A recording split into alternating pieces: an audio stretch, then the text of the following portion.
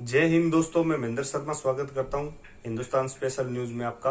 उम्मीद करता हूं आप खुश और स्वस्थ है दोस्तों आइए दिखाते हैं पाक मीडिया की एक और लेटेस्ट डिबेट, जिसमें आरजू काजमी और अयूब फैजल जी के साथ बहुत ही जबरदस्त डिबेट हुई है। उसमें ये एक कश्मीरी है, इन्होंने सीधा सीधा और साफ साफ कह दिया है कि चीन के द्वारा चलाई जा रही सीपैक का हम विरोध करते हैं, और एज ए पीओके के कश्मीरी जम्मू कश्मीरी हम इसका विरोध करते हैं।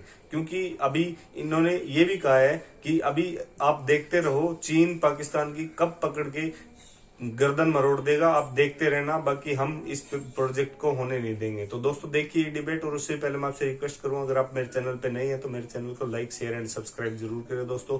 जय हिंद, वंदे मातरम, भारत माता की जय दोस्तों। आज वो बंद कर दिए लोगों ने, उनकी आग बंद करके कपड़ा लगा दिया अंदर से, क्योंकि बदबू आती है वहां। तो सी पैक जो है ये एक इंपीरियलिस्ट प्रोजेक्ट है, और ये इस खास तौर पर इस प्रोजेक्ट के बाद पाकिस्तान जो है वो अब खुद मुख्तार नहीं रहा। चाइना के जिस वक्त चाहे चाइना पाकिस्तान की गर्दन मरोड़ सकता है।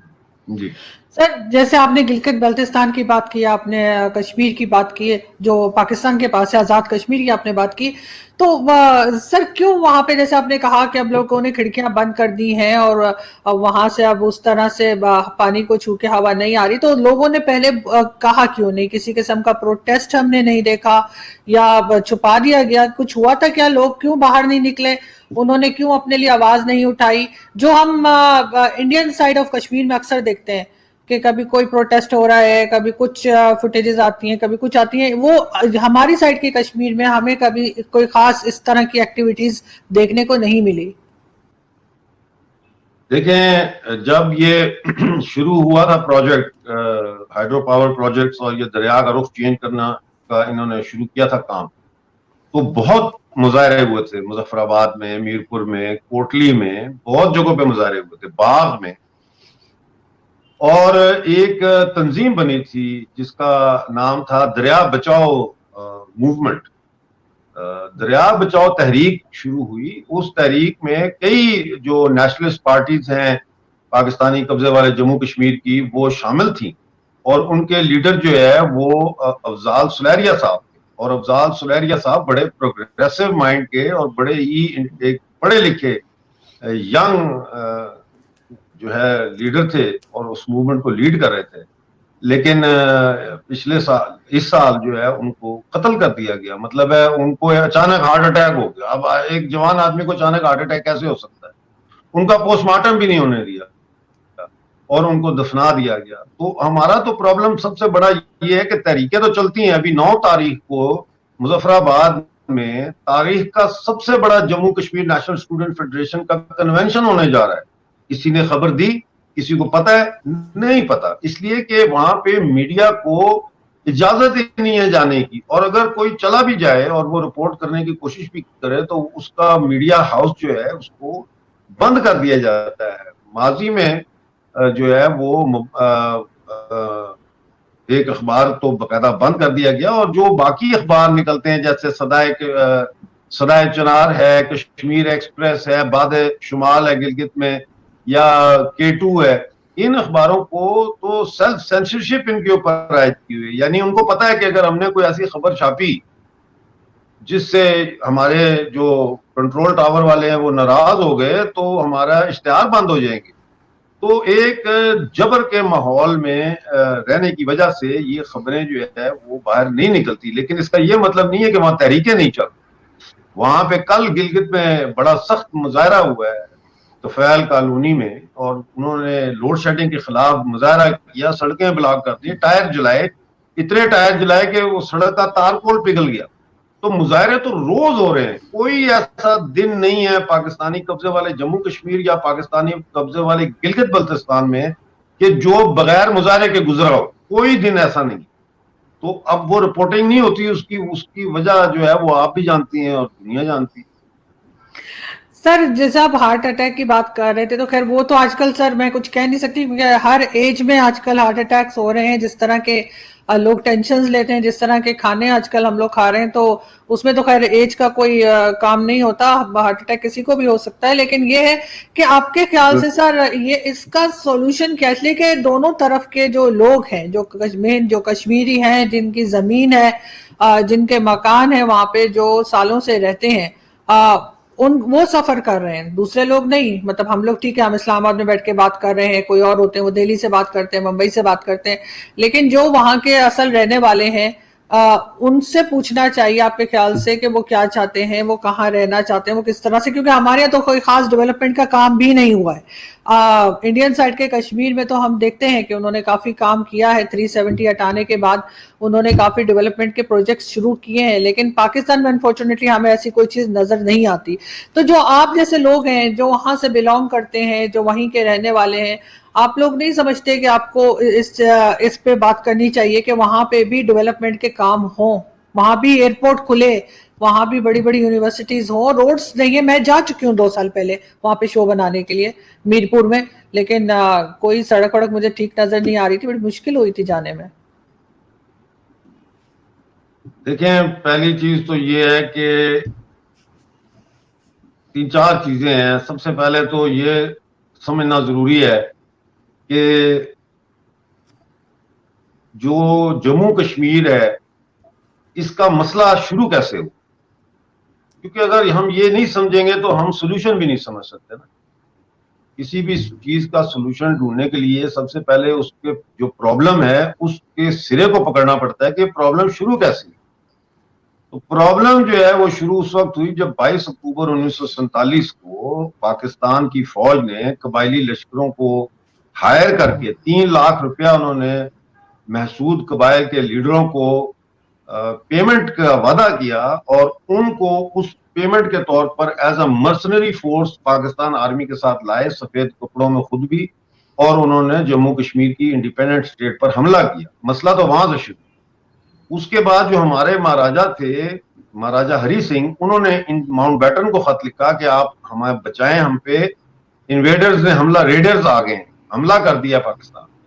तो माउंट बैटन ने कहा कि हम आपके लिए फौज नहीं भेज सकते, इसलिए कि आप हिंदुस्तान का हिस्सा नहीं है, आप एक सोवरेन स्टेट है, और हमारे दरमियान कोई ऐसा मुआहदा डिफेंस का नहीं है कि हम वहां पे आपके लिए फौज भेजें। जिस पर हमारे जो महाराजा थे उन्होंने जम्मू कश्मीर की रियासत का इल्हाक किया इंडिया से, और जब वो इल्हाक हुआ तो उसमें गिलगित बल्तिस्तान, ये जिसको आप लोग आजाद कश्मीर कहते हैं, जम्मू लद्दाख और ये कश्मीर वादी जो है, ये सब शामिल था। उसके बाद मैं अब डिटेल में नहीं जाऊंगा उसमें कि कैसे यूनाइटेड नेशन में गए और कौन गया और क्या हुआ, लेकिन यूनाइटेड नेशंस ने पाकिस्तानी इंडिया की फौज आ गई, फिर उन्होंने मार भगाया, इनको पुश दरिया के पीछे धकेल दिया। लेकिन सीज फायर हुई। सीज फायर जब हुई तो उस वक्त ये यूएन के रेजोल्यूशन है कि Pakistan is an aggressor, Pakistan को उसमें एग्रेसर करार दिया गया है, और ये कहा गया कि पहली शर्त ये है प्लेबिसाइड के लिए, रेफरेंडम के लिए, जो आपका सवाल है कि कश्मीरियों को फैसला करने दिया जाए कि वो क्या चाहते हैं। पहला जो उसमें शेक है वो ये है कि पाकिस्तान अपनी तमाम फौज और गैर मकामी जो लोग हैं उनको विड्रॉ करे वहां से। अब आज तक पाकिस्तान ने तो वो किया नहीं, तो दूसरे पॉइंट पे हम कैसे हैं? ये तो होगी एक बात। दूसरी बात मैं आपको ये अर्ज करूं कि ये जिसको आप आजाद कश्मीर कहते हैं, हम तो समझते हैं कि ना ये आजाद है और ना ही ये कश्मीर है। कश्मीर तो जरा सा है पाकिस्तान के कब्जे में, जो कि मुजफ्फराबाद का इलाका है उस तरफ। बाकी तो सारा ये हम जम्मू है, मीरपुर हो गया, ये सारा बिम्बर हो गया, ये सब इलाका, कोटली, पुंछ, ये सब तो जम्मू प्रोविंस का हिस्सा है। क्योंकि जब स्टेट थी तो उसमें कश्मीर एक प्रोविंस था, जम्मू प्रोविंस था, गिलगित एजेंसी थी, इसी तरह से। तो हम तो वेस्ट जम्मू का वो हिस्सा है जिस पे पाकिस्तान ने कब्जा कर लिया, लेकिन हमें जम्मू वाल नहीं कहा कहने देते, हमें डोगरी जुबान जो है उसका स्क्रिप्ट हमारा खत्म कर दिया, हमको कश्मीरी बना दिया जबरदस्ती। और भाई आपको कश्मीर चाहिए, आप कश्मीर ले लो, हमें कोई टेंशन नहीं है, आप ले लो कश्मीर अगर आप में हिम्मत है तो, लेकिन कम से कम ये जुल्म तो ना करें कि आप हमारी शनाख्त चेंज कर दें। हम जम्मू वाल लोगों को आपने कश्मीरी बना दिया। अब तीसरी बात इसके साथ जुड़ी हुई है कि क्यों बनाया। वो इसलिए बनाया कि पाकिस्तान के जो तौसीफ पसंदाना अज़ाइम हैं اس میں کشمیر کو کا نام رکھنا ضروری ہے، کیونکہ جموں میں تو اکثریت جو ہے وہ ہندوؤں کی اور سکھوں کی ہے، تو جموں نے تو کبھی ساتھ نہیں دیا کشمیر کی سو کال تحریک آزادی کا، وہاں تو امن ہے، لداخ نے بھی نہیں دیا، گلگت بلتستان والے بھی جو ہے وہ کوئی ایسی وہاں پہ موومنٹ کشمیر پرو کشمیر آج تک دیکھنے میں نہیں آئی، تو یہ صرف وادی میں ہے اور آزاد کشمیر جس کو آپ کہتے ہیں اس میں ہے، تو وہ لنک بنانے کے لیے کشمیر کے ساتھ انہوں نے اس پورے علاقے کو پاکستانی آکوپائڈ اس کو آزاد کشمیر کا، اور انڈین میڈیا بھی پاکستان کی اس نیریٹو کو لے کے آگے بڑھا، وہ بھی یہی کہتے ہیں پی او کے، حالانکہ میں نے بڑی کوشش کر کے کئی چینلوں پر اب یہ کروایا ہے کہ پی او کے نہیں پی او جے کے، میرے نام کے ساتھ لکھتے ہیں human right activist from P O K, تو میں فون کر کے کہتا ہوں یار یہ ٹھیک کرو، پی او جے کے لکھو اس کو۔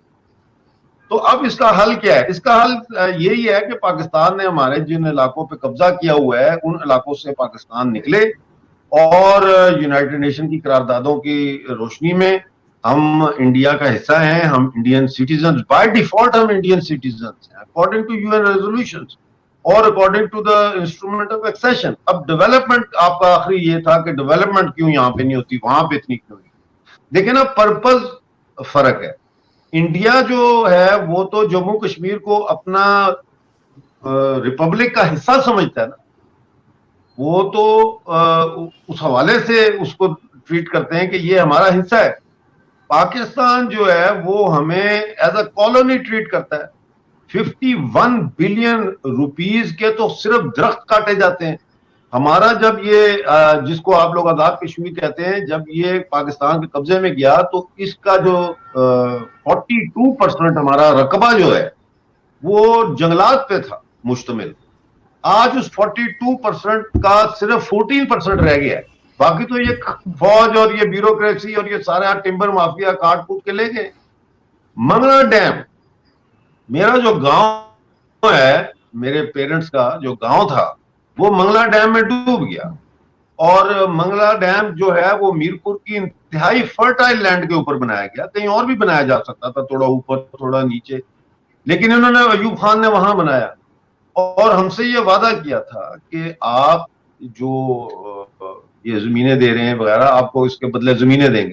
تو ہمیں جب زمین کا پتہ چلا تو وہ پہاڑوں میں اوپر دی، بنجر پہاڑ پہ کوئی مکان بنا سکتا ہے بھلا؟ اور پھر یہ وعدہ کیا تھا کہ آپ کو فری بجلی ملے گی، ہمیں 300 میگا واٹ بجلی چاہیے سالانہ، تو ہم سے انہوں نے وعدہ کیا تھا کہ فری دیں گے، پاکستان سے زیادہ مہنگی بجلی ہم لوگ خرید رہے ہیں وہاں اس وقت۔ تو اس طرح سے یہ تو ہم چلے، ہم تو یہ نہ ختم ہونے والی کہانی ہے۔ میں نے تو آپ کو صرف 1-2 مثالیں دی۔ گلگت بلتستان میں دیامر کے جنگلوں میں آگ لگا دی ہے انہوں نے، کیوں لگائی ہے آگ؟ بار بار لگاتے ہیں، چلاس کے جنگل میں بھی آگ لگا دی ہے تاکہ پتہ نہ چلے کہ کتنی لکڑی چوری ہوئی ہے یہاں سے۔